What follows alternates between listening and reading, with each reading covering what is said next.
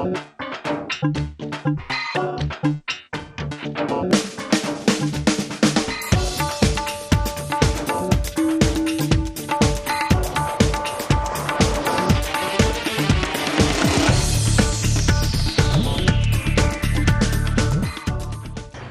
आप सभी का बहुत स्वागत है हमारी खास पेशकश जीना इसी का नाम है में। जब हम खुश होते हैं या जब हमारे साथ कुछ अच्छा होता है, क्या कभी हमने रुककर ये सोचा है कि ऐसा हमारे साथ क्यों हुआ या ऐसा नहीं होना चाहिए था? नहीं सोचा होगा। हम ये सवाल हमारे मन में तब आते हैं जब हमारे साथ कुछ बुरा होता है या कोई दुख हमारी ज़िंदगी में आता है। उस समय हमारे मन में कई सवाल उठते हैं, ऐसा क्यों हुआ, ऐसा हमारे साथ नहीं होना चाहिए था। और तब एक सवाल उठ के आता है कि मेरी ज़िंदगी का उद्देश्य क्या है, मेरी लाइफ का पर्पस क्या है। बस इन्हीं सवालों का जवाब हम आज जानेंगे हमारे खास गेस्ट, हमारे मोटिवेटर डॉक्टर राजेश सर से। नमस्कार सर, बहुत स्वागत है आपका। नमस्कार जी, बताइए सर। तो एक इंसान के लाइफ का पर्पस क्या होना चाहिए, उद्देश्य क्या होना चाहिए? IND24 के सभी भाई बंधुओं का बहुत बहुत नमस्कार।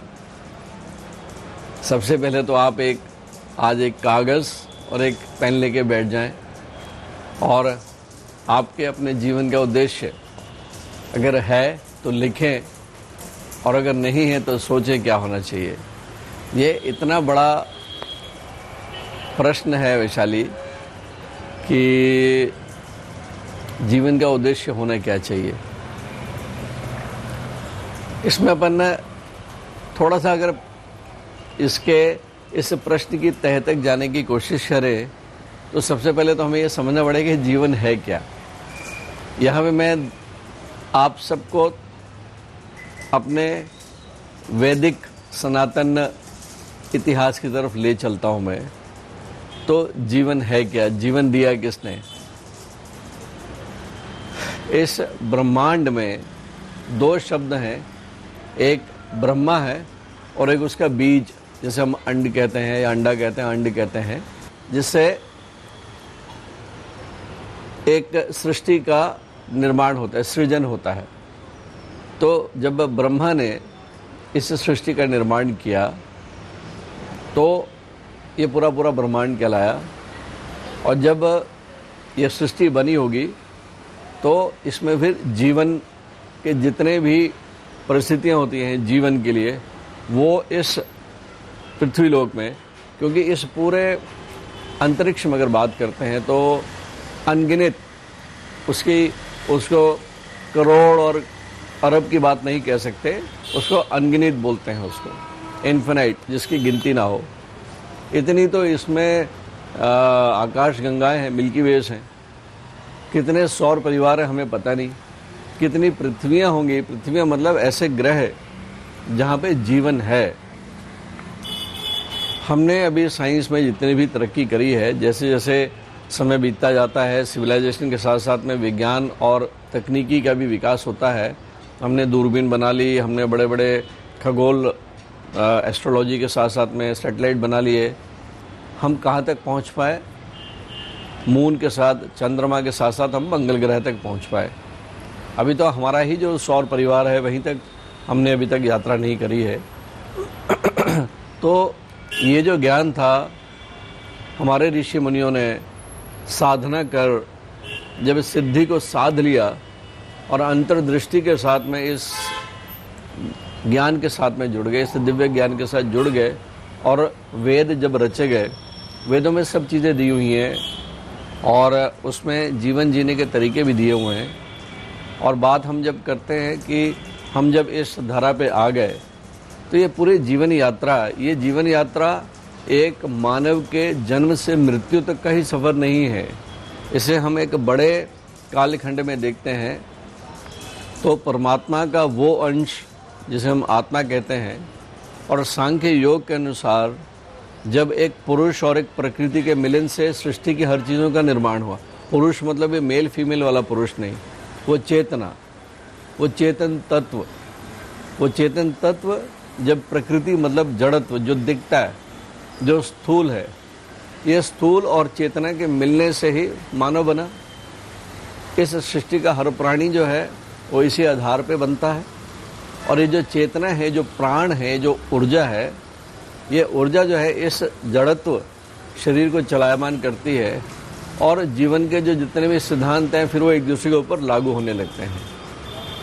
हम अपने अल्प ज्ञान के कारण, हमारा जो ज्ञान है वो केवल हमारे इंद्रिय जनित जितनी हमें चीज़ें, सूचनाएं मिलती हैं, जितनी इन्फॉर्मेशन मिलती है, जितना ज्ञान अर्जित करते हैं, हम अपनी इंद्रियों के वेवलेंथ के अनुसार हम अपने आप को उतना ही ज्ञानी मानते हैं और हमें लगता है कि बस हमने पूरा ज्ञान अर्जित कर लिया।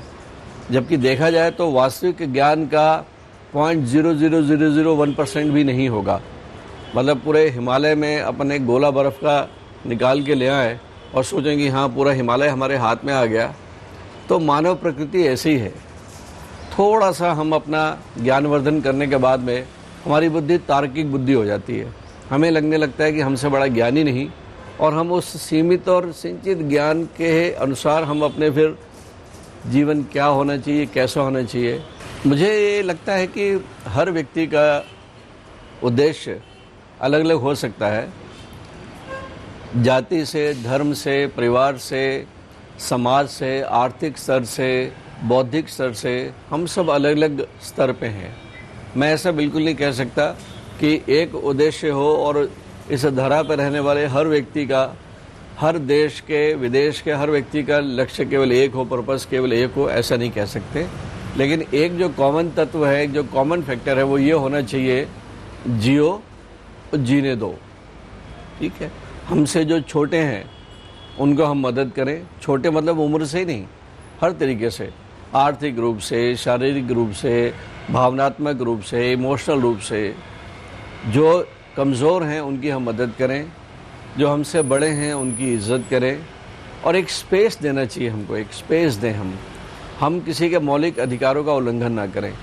इस सृष्टि का, इस प्रकृति का तो नियम है, क्योंकि हम जो है उस जंगल में नहीं रहते जहाँ पे जो है ताकतवर है उसी का रूल चलता है और जो छोटा है वो उसका आहार बनता है।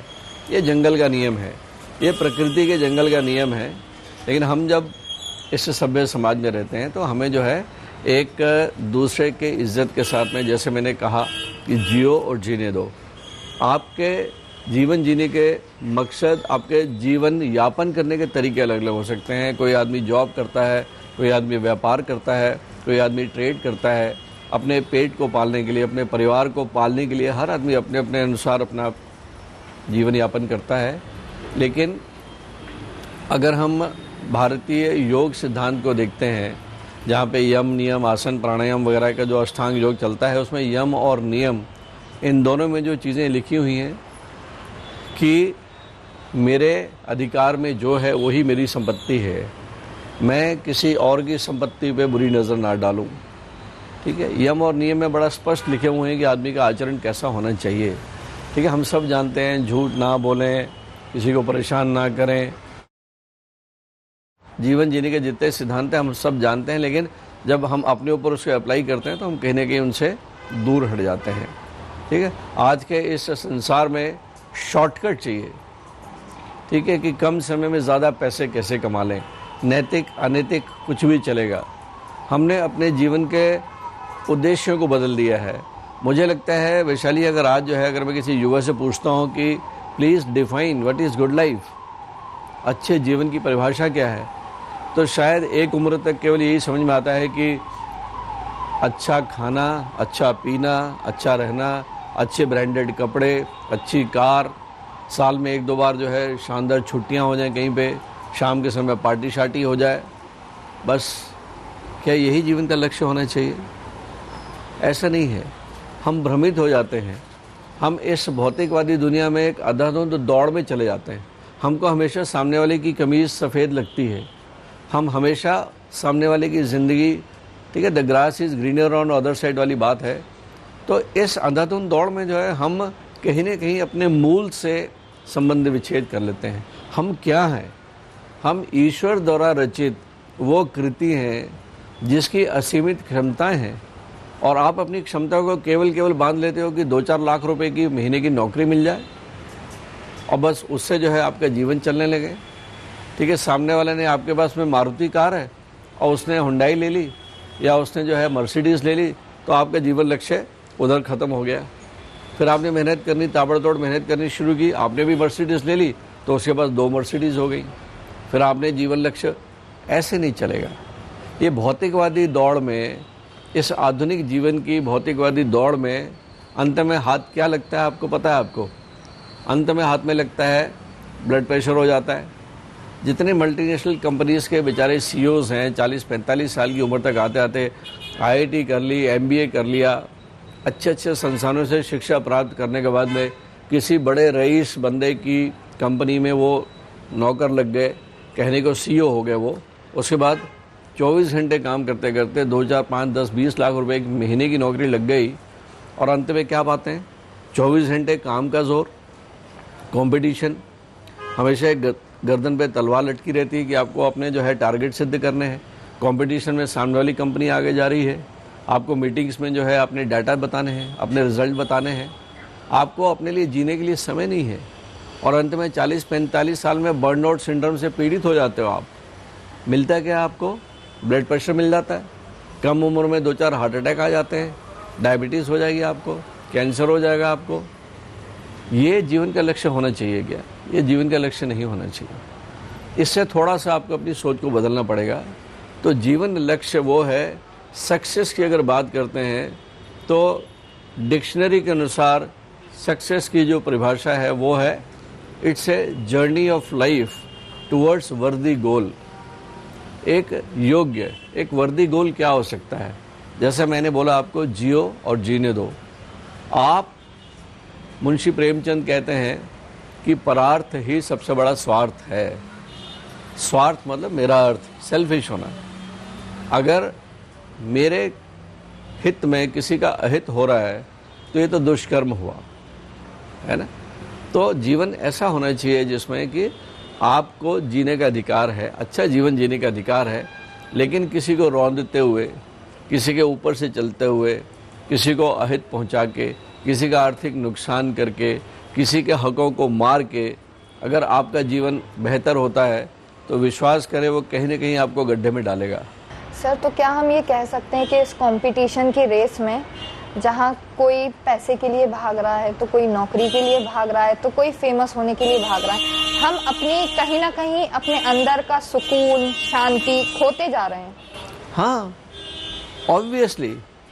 ऑब्वियसली इस अधाधुत दौड़ में जो है हमको अंत में मिलता क्या है? जहाँ भी हम जो है एक कंपटीशन के रूप में, देखिए क्या होता है, डाल्टन का जो प्रिंसिपल है, 3 प्रिंसिपल जो है हमेशा मुझे पसंद है, बेहद पसंद है। देखिए, इस जीवन में जब हम आए हैं तो अपने अस्तित्व को कायम रखने के लिए संघर्ष तो करना पड़ेगा। जो पहला नियम है कि स्ट्रगल फॉर एग्जिस्टेंस, एग्जिस्ट करने के लिए स्ट्रगल तो करना पड़ेगा, और उस स्ट्रगल में कुछ बचेंगे, कुछ नहीं बचेंगे, लेकिन जो बच जाते हैं वो बड़े फिट होते हैं। फिर उनमें भी एक कंपटीशन होता है कि सर्वाइवल ऑफ द फिटेस्ट, कि सेम जंगल जैसे होता है कि जो टाइगर है उसकी अपनी टेरिटरी है, वो एक ही रहेगा, वो दूसरे को ख़त्म करके भगाएगा वहाँ से। तो आप फिर अपने आप को जो है, आप अपनी जितनी खूबियाँ हैं उनको आप पैना करें, आपकी जितनी स्किल हैं, स्किल मतलब केवल पहलवानी स्किल की बात नहीं कर रहा, आपकी बौद्धिक स्किल, आपकी निर्णय लेने की क्षमता, आपकी पढ़ाई लिखाई, आपकी कम्युनिकेशन स्किल, आपकी सारी की सारी, इन सब चीज़ों को बेहतर करते हुए इनमें भी वही सर्वाइव करेगा जो फिटेस्ट होगा, हर तरीके से फिटेस्ट होगा। और इसके बाद जो है फिर वो जब अभ्यास करता है तो अपने आप जो है लॉ ऑफ नेचुरल सिलेक्शन आता है। ये प्रकृति फिर अपने आप चुन के उसको जो है कहीं ना कहीं बिठाल देगी उसको। आज जितने भी कामयाब लोग हैं, चाहे वो फिल्मी लाइन की बात करें, संगीत की बात करें, व्यापार की बात करते हैं, तकनीकी की बात करते हैं, साइंस की बात करते हैं, राजनीति की बात करते हैं, कहीं भी साहित्य की बात करते हैं, जितने भी कामयाब लोग हैं उनमें ईश्वर का हाथ है, उनके पीछे दिव्यता है। क्योंकि उनका जीवन देखेंगे अपन जो है, बचपन से लेके उन्होंने जीवन में बहुत त्याग किया, अनुशासन के साथ में जीवन को लक्ष्य मान के अपने विचारों को केंद्रित करके, डिस्ट्रैक्शंस नहीं थे। उनके जीवन जीने की पद्धति देखते हैं, इसलिए बोलते हैं, मैं युवाओं को हमेशा बोलता हूँ कि हमेशा जो बड़े पुरुष हैं उनकी जीवनी पढ़नी चाहिए। एक व्यक्ति सक्सेस होने के बाद सबको दिखने लगता है, लेकिन वो जो सक्सेस होने की यात्रा कर रहा होता है वो बड़ी कठिन होती है, वो नहीं दिखती हमको। उसमें बहुत ही साहस चाहिए, उसमें त्याग चाहिए, अनुशासन चाहिए। ये ऐसे ही है जैसे ओलंपिक में, या हमने अभी अभी फीफा देखा, हमने जो है फुटबॉल के मैच देखे, मेसी का उदाहरण लेते हैं। मेसी के जीवन को देखिए आप, एक साधारण परिवार से आया हुआ बच्चा, बचपन से उसकी अभ्यास को देखो आप, जिस तरीके से उसने स्किल सीखी हैं, कितने कितने घंटे जो है आप लगा के उस फुटबॉल के 90 मिनट के, केवल 90 मिनट के कार्यकाल में जो 4 साल के बाद आता है, आपको पूरे 4 साल के अभ्यास को, मेहनत को, अनुशासन को उस 90 मिनट में आपको प्रदर्शित करने का है। तो जीवन भी ऐसे ही है कि जीवन में जो है हम जब बात करते हैं अपने सनातन धर्म के हिसाब से, अपने आश्रम जीवन को 4 आश्रम में बांटा जाता है वैशाली, कि ब्रह्मचर्य, गृहस्थ, वानप्रस्थ और संन्यास आश्रम। तो ब्रह्मचर्य जो 1 से 25 साल का जो जीवन है, इसमें केवल विद्या ही हासिल करनी है आपको, हर तरह की विद्या, शारीरिक विद्या, मानसिक विद्या, आपका जो प्रोफेशनल कोर्सेस हैं, आपकी बौद्धिक विद्या, आपको सामाजिक विद्या, पारिवारिक विद्या, ये सारी की सारी विद्याएं हासिल करने के बाद में फिर 25 साल में आप अपने जीवन के कुरुक्षेत्र में दाखिल होते हो आप, जहाँ पे आपको जो है अब संघर्ष करना है, अपने जैसे बहुत से लोगों के साथ में संघर्ष करके फिर अपना खुद का एक घर, एक परिवार, अपने माँ बाप की जिम्मेदारी, फिर एक नया परिवार बनता है उसकी जिम्मेदारी, और फिर आपको समाज में अपने आप को स्थापित करना है, अर्थ का है, पैसे भी कमाने का है, और ये चलेगा 50 साल तक चलेगा। एक नई जनरेशन आ जाती है, पुरानी जनरेशन वृद्ध हो जाती है, वो फिर वानप्रस्थ आश्रम में चले जाते हो आप। इतना सुंदर जो ऑलरेडी बनाया मैनुअल है हमारा दिया हुआ, उसके अनुसार हम चलते हैं तो हमको जीवन की हर स्टेज में हमको अपना एक लक्ष्य मिलेगा।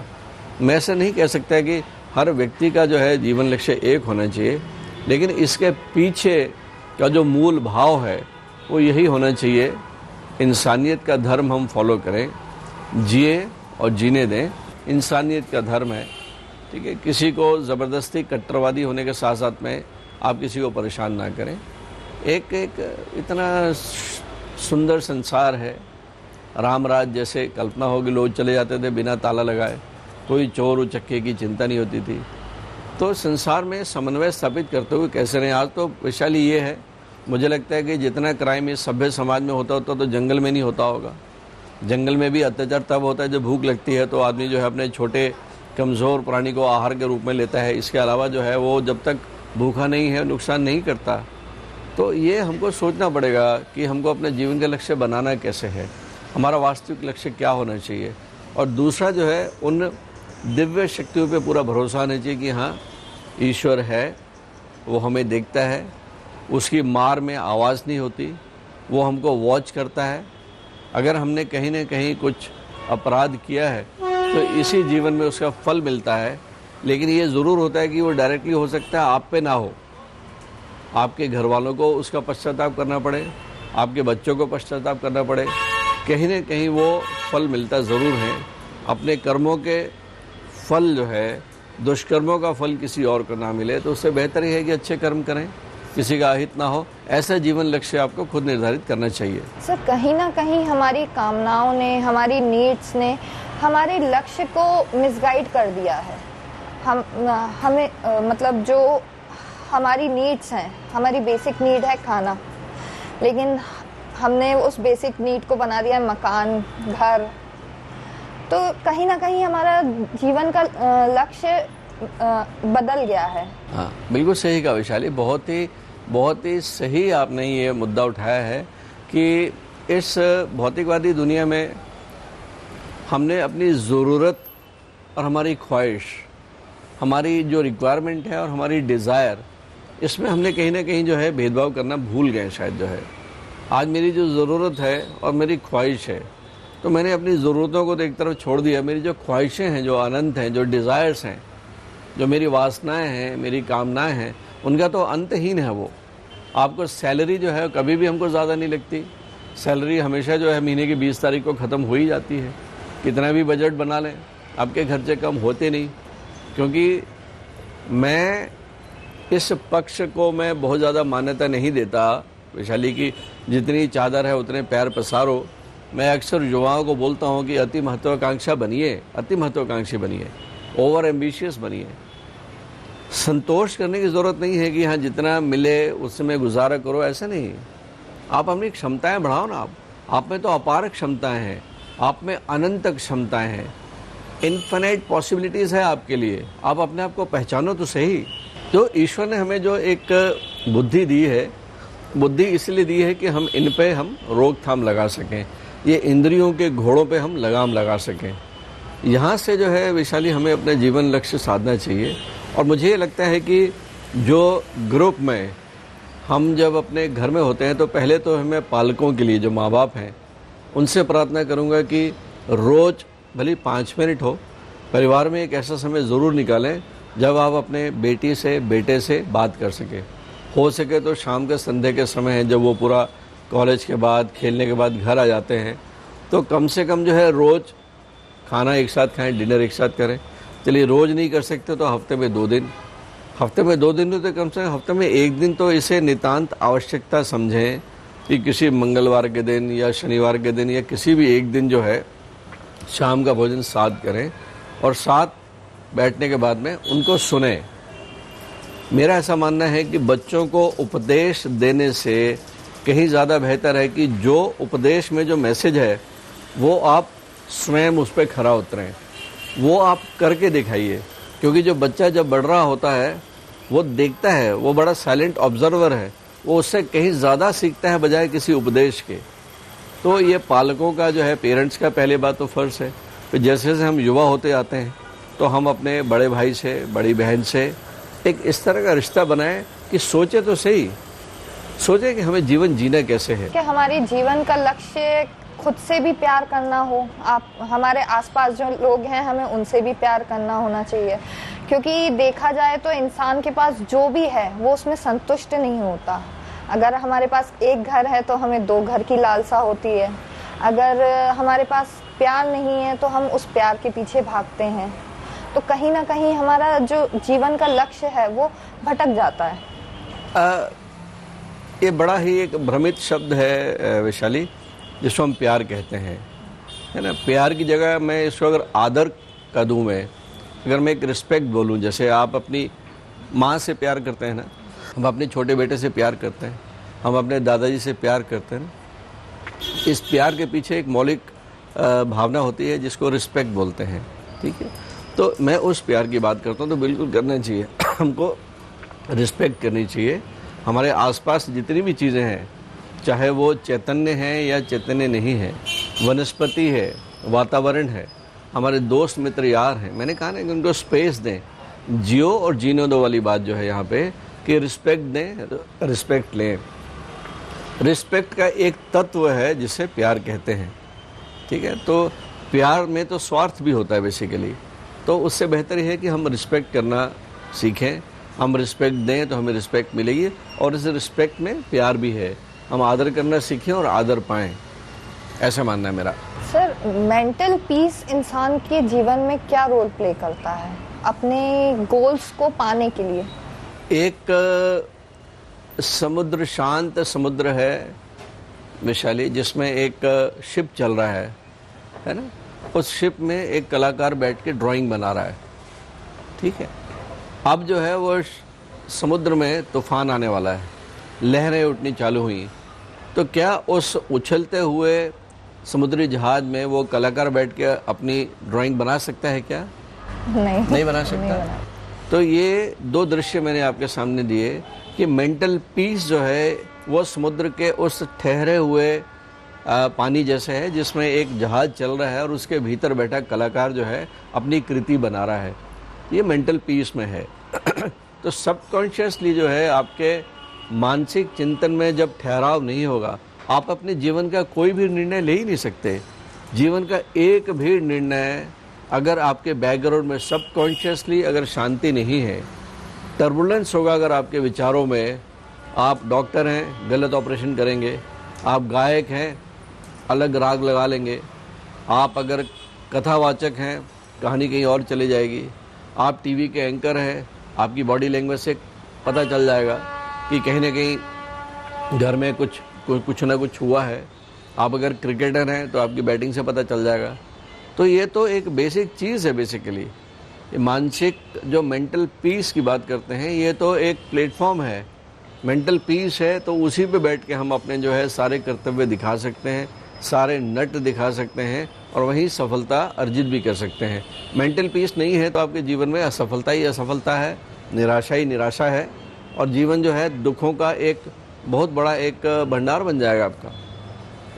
सर, इस भागती दौड़ती जिंदगी में कोई पैसे के पीछे भाग रहा है, कोई पढ़ाई के लिए भाग रहा है, कोई नौकरी के लिए भाग रहा है, लेकिन हम कभी भी रुक के ये नहीं सोचते कि हमें लाइफ में चाहिए क्या। क्या हम जिस चीज़ के पीछे भाग रहे हैं उसमें हमें सुकून मिल रहा है या वो खुशी मिल रही है जो हमें चाहिए। तो ऐसे में क्या करना चाहिए? दो चीज़ें हैं वैशाली। ये तो लगभग वैसे हुआ जैसे कि एक कार में एक ड्राइवर है, वो जाता है और जाते आते जो है एक चौक में रुक के, 4 रास्ते वाला चौक आता है, और उसमें रुक के वो खड़े व्यक्ति से पूछता है, भाई ये रास्ता कहाँ जाता है? तो वो जो राह में जो खड़ा व्यक्ति पूछता है, भाई आपको कहाँ जाना है? बोलता है कहीं भी। तो बोलते 4 रास्ते हैं, कहीं भी चले जाओ, भी आपकी गाड़ी चलती रहेगी, आपका जो है पेट्रोल खर्च होगा, समय खर्च होगा, और दुर्घटना के प्रति आप हमेशा ही तैयार रहो। आप सर, कहीं ना कहीं हम अपने रास्ते दूसरों के बोलने पे ही चुनते हैं। बुरी बात नहीं है। अगर कोई आपका जो है, अगर कोई आदर्श है, आदर्श कौन होता है? हम जो है किसी के चले हुए कदम चिन्हों पे चलते हैं तो बुरी बात नहीं है। ऐसा कहते हैं वैशाली कि व्हील शुड नॉट बी री इन्वेंटेड। किसी ने अगर अपने जीवन को एक सफल रूप में जिया है तो हमें उस पर चलने में हमें कोई बुराई थोड़ी है। हमें कोई आवश्यकता नहीं है हम एक नए उलझे हुए रास्ते, कटीले रास्ते निकालें, ये कोई बहुत समझदारी नहीं है। लेकिन हाँ, बैठ के सबसे पहले जो है गुरु की आवश्यकता क्यों पड़ती है? जीवन के हर कदम पे गुरु की आवश्यकता पड़ती है, क्योंकि गुरु की परिभाषा ही है गुरु, मतलब जो आपको अंधकार से प्रकाश की तरफ ले जाए, जो अज्ञान से ज्ञान की तरफ ले जाए, जो आपको एक मंजिल दिखाए, एक लक्ष्य का रास्ते दिखाए, उसे गुरु बोलते हैं। पूछने में कोई छोटा नहीं होता, राह पूछने में कोई छोटा नहीं होता, गूगल मैप की सहायता लेना कोई बुरी बात नहीं है। ठीक है, हम हमेशा जो है काउंसलर से बात करते हैं, कई बार गाइड होते हैं उनसे बात करते हैं, रास्ते में भटकते हुए रास्ते में पूछते हैं, पूछना कोई बुरी बात नहीं है। सवाल केवल इतना होता है कि आपको लक्ष्य मालूम होना चाहिए, और अनफॉर्चुनेटली हम कभी भी इस लक्ष्य को गंभीरता से नहीं लेते। हम बस वो जो वर्तमान में जीना सीखते हैं, वर्तमान में जीने की परिभाषा बहुत अलग हो जाती है। लेकिन अगर लक्ष्य ही नहीं है तो ये वर्तमान भविष्य में बदलेगा कैसे? आपकी यात्रा शुरू कैसे होगी? अगर आपका लक्ष्य नहीं है तो आप सिवाय समय व्यर्थ कर रहे हैं, पैसा व्यर्थ कर रहे हैं, अपने जीवन को व्यर्थ कर रहे हैं। डॉक्टर साहब, बहुत बहुत धन्यवाद हमसे बात करने के लिए। इस भागदौड़ भरी जिंदगी में 2 मिनट रुक के ये सोचिएगा ज़रूर कि आपकी ज़िंदगी का लक्ष्य क्या है। तब तक के लिए मुझे यानी वैशाली को दीजिए इजाज़त। नमस्कार।